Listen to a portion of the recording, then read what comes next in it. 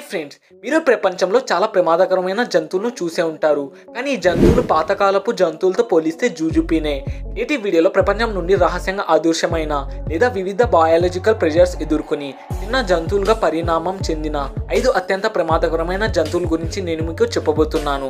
Number 5, స్పైనోసారస్. Friends, స్పైనోసారస్ ఒక ఎలాంటి సిమిక్రాటిక్ dinosaur అంటే వీటితో నీటిలో లేదా సర్ఫేస్ మీద కూడా సేవ్ కావడం ఇంపాసిబుల్.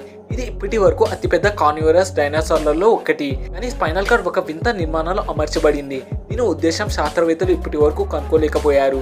స్పైనోసారస్ ఇప్పటి మోడర్న్లో ఈజిప్ట్ మరియు ఆధునిక సౌత్ ఆఫ్రికా వంటి ప్రాంతాలలో కనుగొనబడింది. 90 నుంచి 93 మిలియన్ సంవత్సరాల క్రితం ప్రపంచంలో ఇవి ఎగ్జిస్ట్ అయ్యేవి. అయినా ఈ డైనోసార్లు ఎక్కువగా ఫిస్కివోర్స్గా ఉండేవి, అంటే అవి ఎక్కువగా చేపలను వేటాడేవి. నెంబర్ 4, సిమోలోడన్. భూమిపై పులిని పెద్ద పెద్ద అడవులలో నివసించిన అతిపెద్ద పులిగా పరిగణిస్తారు. దీని బరువు దాదాపు 400 కిలోలు ఉంటుందని భావిస్తారు. దాని 2 దంతాలు ముందుకుండేవి.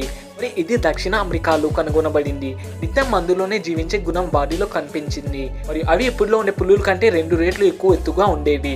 నెంబర్ 3, మోసాసూరస్. ఫ్రెండ్స్, మోసాసూరులు నీటిలో నివసించే పెద్ద రెప్టైల్స్ లాగా ఉండేవి. అవి వారి కాలంలో చాలా ప్రమాదకరమైన డైనోసార్. వాటి స్కల్స్ 6 అడుగుల వరకు ఉండేవి.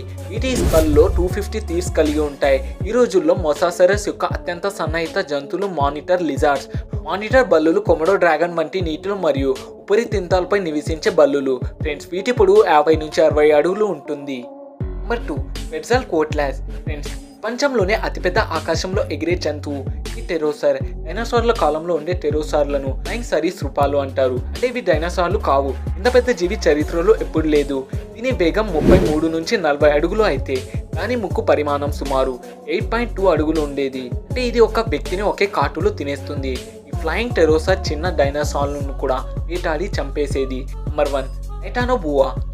టైటానోబోవా 58 నుంచి 60 మిలియన్ సంవత్సరాల క్రితం ఉనికిలో నివసించిన ఒక జాయింట్ పాము. చరిత్రలో ఉన్న రికార్డులను పరిశీలిస్తే ఇప్పటి వరకు అన్ని స్నేక్స్లలో ఈ పాము పెద్దది.